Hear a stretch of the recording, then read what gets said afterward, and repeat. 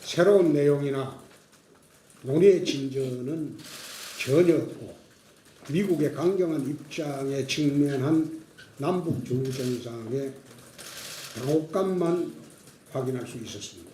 그런데 왜 정상회담을 했을까요? 미국 가서 외교 참사에 이를 만큼 무시를 당하고 그는 문 대통령을 구해주기 위한 김정은의 배려라고 봅니다.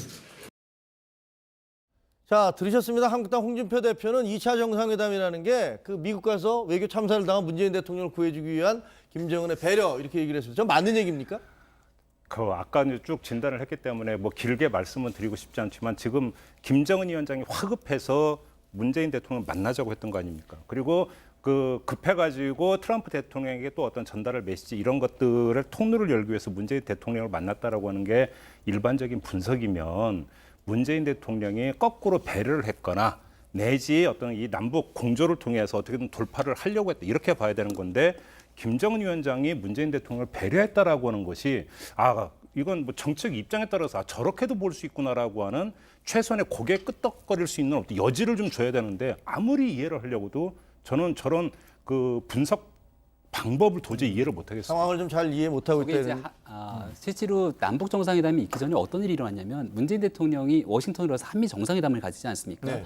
한미 정상회담 과정에서 여러 가지 외교적 결례가 있었다라고 하는 분석들이 나오기 시작하니까 문재인 대통령이 정상회담에 좀 문제가 있는 것이 아니냐. 이게 한국당의 주장이었던 바라고 볼 수가 있는 거고요. 그다음에 가장 크게 문제가 됐던 건 목요일 저녁에 트럼프 대통령이 서한을 보내게 되는데 그 서한을 보내는 과정에서 대한민국은 철저하게 배제가 돼 있었다는 것 아니겠습니까? 왜냐하면 서한을 보내기 바로 직전에 한미 정상 간의 회담이 있었는데 그 내용들을 공유하지 못했다는 것 때문에 문재인 대통령이 외교적으로 좀 코너에 몰려 있었던 건 사실인 것 같아요.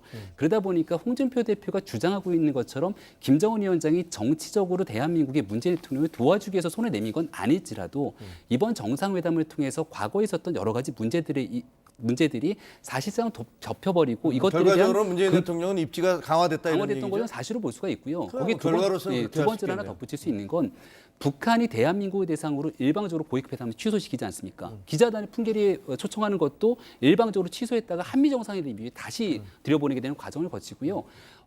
얼마 전에 있었던 토요일의 정상회담 결과에서 이산가족 상봉도 추진한다 그랬는데 판문점 선언에 따라서 이산가족 상봉 추진하기로 했지만 그 위에 북한이 나오는 거는 우리 류경식당 종업원에 대한 송화 문제 또 끄집어내지 않습니까? 그러니까 이런 것들에 대한 여러 가지 내용 없이 모든 것들을 긍정적으로 포장하게 되는 모습에 문제가 있다는 것을 아마 지적하려는 것 같습니다. 저는 거기에 대해서 다시 재벌론 펴고 싶은 생각 하나만 덧붙이면 그러면 자유한국당 홍준표 대표의 분석에 따르면 판문점에서 다시 만난 건 문재인 대통령이 가고자 하는 방향의 호조권을 창출했다라고 하는 판단이 여기에는 전제되어 있는 거 아니겠습니까? 한국당도 그렇게 상황이 호전되고 있다는 걸 동의를 한다면 저는 그걸로 족하다고 생각합니다.